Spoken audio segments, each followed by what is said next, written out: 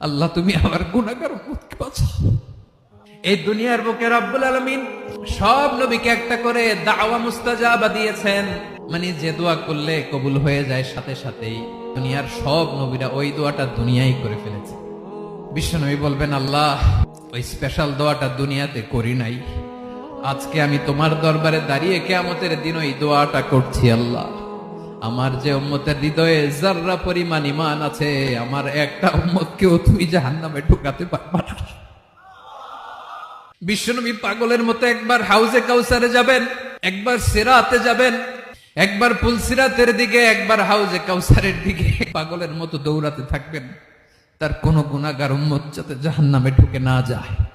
উম্মতি বিশ্বনবী আমার জন্য কাঁদবেন, আপনার জন্য কাঁদবেন, আমাদের জন্য সেদিন কেঁদে কেঁদে জাহান্নামের দরজায় দাঁড়িয়ে আমাদেরকে টেনে টেনে জান্নাতে ঢুকাবেন।